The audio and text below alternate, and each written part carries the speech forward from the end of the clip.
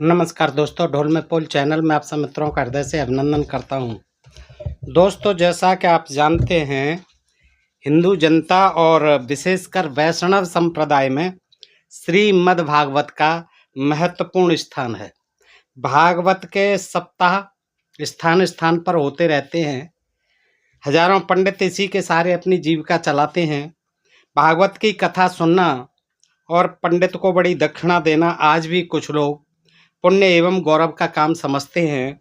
विद्वानों में भी भागवत का पर्याप्त आदर है। इस संबंध में एक कहावत भी प्रचलित है कि विद्यावंताम भागवते परीक्षा, अर्थात विद्वानों की परीक्षा श्रीमद् भागवत से होती है। 21वीं शताब्दी के इस वैज्ञानिक युग में भी लोग ऐसी बेस सिर पैर की बातों पर केवल विश्वास ही नहीं करते, अपितु उन्हें लिखने, कहने वाले को, पढ़ने वाले को भी श्रद्धा की दृष्टि से देखते हैं। वैसे तो भागवत में इतनी अविश्वसनीय बातें और इतनी काल्पनिक बातें, इतनी मिथ्या बातें, इतनी बेसिर पैर की बातें, इतनी अमर्यादित बातें, इतनी अवैज्ञानिक बातें भरी पड़ी हैं कि एक ग्रंथ बन जाएगा दोस्तों। लेकिन मैं आपके सामने कुछ ऐसे प्रसंग सुनाता हूं जिनको आप सुनेंगे तो ताज्जुब करेंगे कि इसमें जो है भागवतकार ने कितनी बड़ी बड़ी जो है गप्पें फेंकी हैं। तो दोस्तों, आइए सुनते हैं कुछ जो है इसी तरह की भागवत महापुराण में लिखी हुई गप्पें।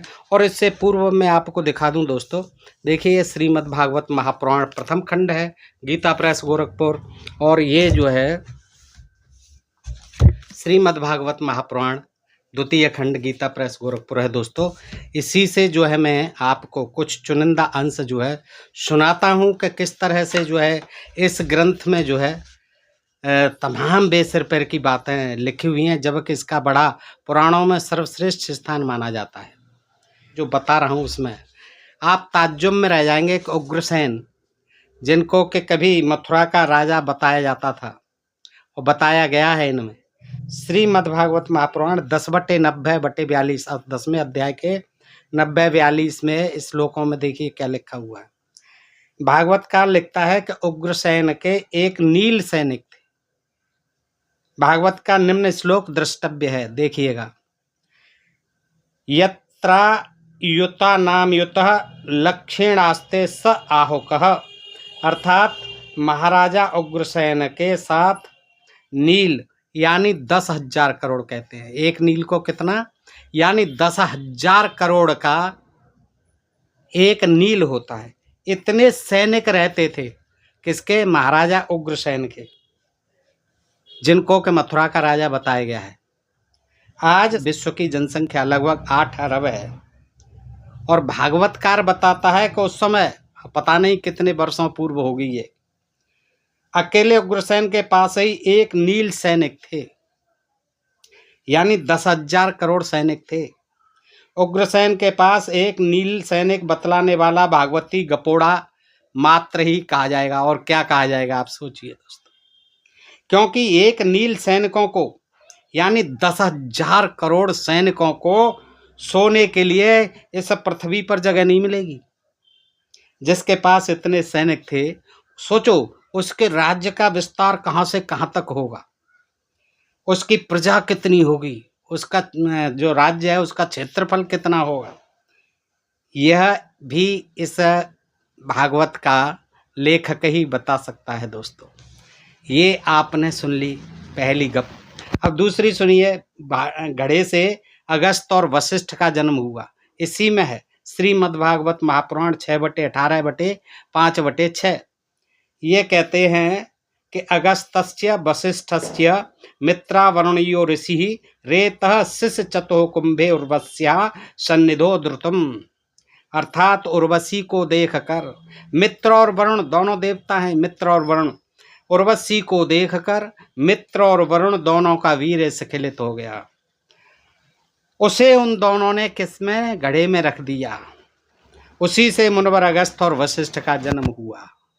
अब देखिए कितनी विचित्र बात है। वीर स्खलित हुआ, उर्वशी को देखकर घड़े में क्यों रख दिया? उर्वशी से क्यों नहीं, उर्वशी में ही उसका रोपण करना चाहिए था। घड़े से क्या मतलब था? या फिर उर्वशी वहाँ क्या करने आई थी? और उर्वशी की तरफ आप आकर्षित हुए तो उर्वशी का तो काम ही ये था, देवताओं का मनोरंजन करना, उसका जो है सब तरह से उनकी संतुष्टि करना। अप्सराएं तो होती इसीलिए थी। तो देखिए क्या विचित्र है कि दोनों ने जो स्खलित हुआ वीर मित्र और वरुण ने घड़े में रख दिया, और एक ही घड़े में रखा, उसी से मुनिवर अगस्त और वशिष्ठ का जन्म हुआ, जो वशिष्ठ रामचंद्र जी के गुरु, और ये अगस्त महाराज जो समुद्र को पी गए। तो घड़े में वीर रख देने, आप सोचिए, घड़े में वीर रख देने मात्र से कभी बच्चे की उत्पत्ति हो सकती है क्या? सोचिए दोस्तों, बताइए आप। नहीं हो सकती, कभी नहीं हो सकती, हरगिज नहीं हो सकती। रजवीर के संयोग के बिना, स्त्री पुरुष के रजवीर के संयोग के बिना बच्चे की उत्पत्ति नहीं होती। भागवत की बात विज्ञान एवं संतान शास्त्र के नियमों के विरुद्ध होने से बुद्धिमानों में कभी मान्य नहीं होगी। अब मूर्खों का तो कोई ठिकाना नहीं, बुद्धिहीनों का तो कोई मतलब ही नहीं, कुछ भी कह सकते हैं, कुछ भी मान सकते हैं, कुछ भी सुन सकते हैं। लेकिन ये बुद्धिमान जरा भी बुद्धि है, वो आदमी इन बातों को कभी सत्य नहीं मानेगा। आगे चलते हैं। देखिए, सबों से, मुर्दों से भी बच्चे की उत्पत्ति हो गई यहाँ भागवत पुराण में।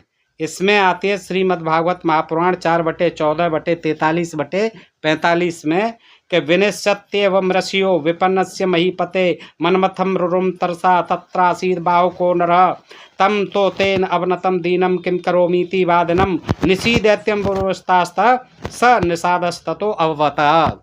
यानी इसके बाद महर्षियों ने बैन की भुजाओं का मंथन किया।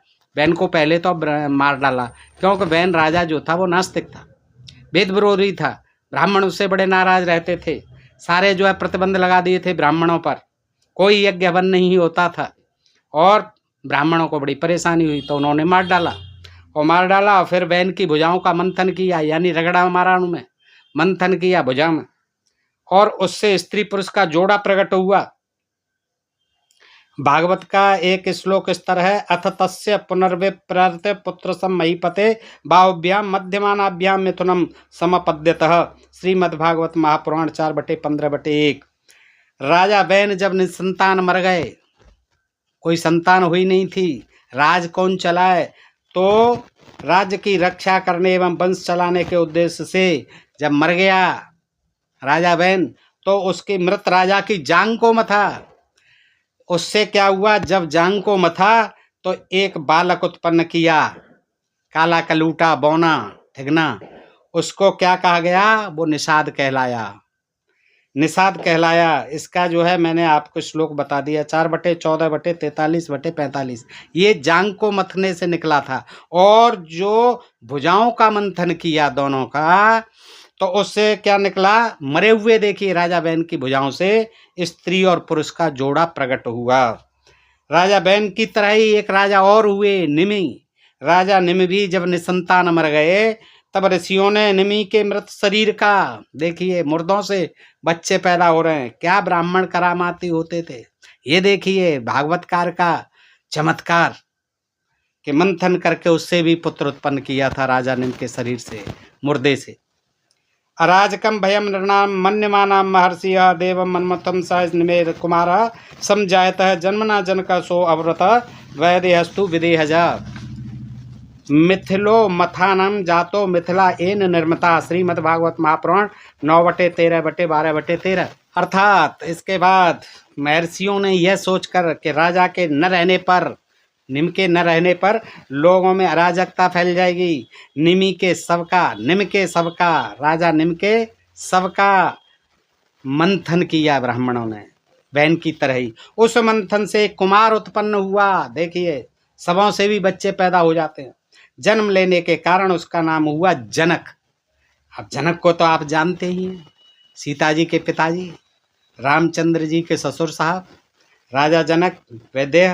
विदेह से उत्पन्न होने के कारण, आज सोच लीजिए, जान लीजिए आप, उनको विदेह भी क्यों कहते हैं, कि विदेह के कारण, बगैर देह के कारण, मुर्दे से पैदा हुए, उनका नाम वैदेह। और मंथन से उत्पन्न होने के कारण उसी बालक का नाम क्या पड़ा, मिथिल, मिथिला, उनके नाम से नगरी पड़ी मिथिला। तो उसी ने मिथिलापुरी बसाई राजा जनक ने। और आज आप देख लीजिए, राजा निम से, उनके मुर्दे शरीर से निसंतान मर गए थे, जिंदे पर तो, जीवित होते हुए तो बच्चा पैदा नहीं हुआ उनसे। लेकिन देखिए ब्राह्मणों का चमत्कार, उन्होंने रगड़ा मार मार के और मंथन से एक कुम्हार उत्पन्न कर दिया शरीर मुर्दे से, देखिएगा। और जो कि ऐसा मामूली आदमी नहीं, राजा जनक, जो कि विधेय कहलाए, वैदेय, बिना देह के, बिना देह से ही थी वो, जो है सबकी क्या देह है, वैदेह। और मंथन से उत्पन्न होने के कारण, मंथन रगड़े से उत्पन्न होने के कारण उसी का नाम मिथिल, और उसी ने पढ़ाई बनाई मिथिलापुरी, जनकपुरी। मृत तो क्या, जीवित व्यक्ति के शरीर को मत कर, आप सोचिए दोस्तों, कोई भी किसी भी तकनीक से बच्चा उत्पन्न नहीं किया जा सकता, आज भी नहीं। आज बेशक ये वैज्ञानिक युग है, लेकिन इसमें रगड़ा मार के मृतक क्या, जीवित शरीर से भी कोई बच्चा पैदा नहीं किया जा सकता। पौराणिकों को कौन सी मथानी हाथ लग गई थी, हैं मथने वाली, कौन सी मथानी हाथ लग गई थी जिससे मथ कर बे पुरुष के सबसे भी बच्चा उत्पन्न कर देते थे। अन्य गप्पों की तरह भागवतकार की यह भी एक गप्प है दोस्तों। अब देखिए दहेज की एक गप्प भी है, इसमें बहुत हैं गप्प, गप्पों का ठिकाना नहीं है। आपको मैं सुना रहा हूं कुछ चुनिंदा गप्पें, आपको आनंद आएगा दोस्तों, सुनते जाइए। श्रीमद् भागवत महापुराण 10/58/50/51, इसमें लिखा हुआ है कि 10 धेनु सहस्राणी पारे वरहम दादम विभु युवतीनाम निस्तांसम निष्कम ग्रीवम सुबास सामह नव नाग सहस्राणी नागाछत गुणान रथाना और रछातक गुणान स्वान स्वाच्छतम गुणानम नरानः। श्रीमद्भागवत महापुराण। अर्थात राजा नग्न जितने, सुन लिए दोस्तों, संस्कृत में तो कुछ पल्ले नहीं पड़ता है, न मेरे पढ़ता है, न आपके पढ़ता है, लेकिन हिंदी में आप समझिए दोस्तों इसका अर्थ कि राजा नग्न जितने। अब ये मैं पढ़ इसलिए रहा हूँ कि लोग ये न समझें कि ये अपनी तरफ से बनावटी बातें कह रहे हैं, इसके बाद भी विश्वास नहीं करते हैं दोस्तों। ये मथने वालों के जो है वंशज, ये मत मत करके मुर्दों से भी बच्चे पैदा कर देते थे, और इनको बड़ा बुरा लगता है। ये स्वयं तो सुनाते नहीं है कथा भागवतों में, और हम फ्री में सुना रहे हैं तो इनको बड़ी मिर्चें लगती हैं दोस्तों। आइए क्या कहते हैं, किसकी शादी थी, राजा नग्न जितने अपनी बच्ची की शादी करी, सत्या, सत्या जो थी लड़की थी किसकी, राजा नग्नजित की। और इसकी शादी किससे हुई थी, श्री कृष्ण से, भगवान जी से। और उनको जो है भगवान जी को, श्री कृष्ण को दहेज में क्या क्या दिया था, सुन लो। कि राजा नग्नजित ने 10,000 गाय, 3,000 ऐसी नवयुवती दासियां, नई नई हैं, रूप यौवन से संपन्न नव यौवना, एक कितनी 3,000, देखिए क्या चलती थी दासियां जो दहेज में, 3,000 ऐसी नवयुवती दासियां जो सुंदर वस्त्र और गले में स्वर्ण हार पहने थी, सबके हैं सोने की चिड़िया था देश, कोई कमी नहीं थी। दासियां भी जब दी जाती थी दहेज में तो सोने के हार वार चकाचक सारे आभूषण पहन करके दी जाती थी, सजा करके दी जाती थी, दहेज में दी 3,000 दासियां जो सुंदर वस्त्र तथा गले में स्वर्ण हार पहने हुए थी, दहेज में दी। इनके साथ ही 9,000 हाथी, सुनते जाइए, इसके साथ ही क्या दिए, 9,000 हाथी, 9 लाख रथ, 9 करोड़ घोड़े और 9 अरब सेवक भी दहेज में दिए। अब देखिए आज जो है दुनिया की लगभग 8 अरब है, और उस समय जो है दहेज में 9 अरब सेवक भी दे दिए।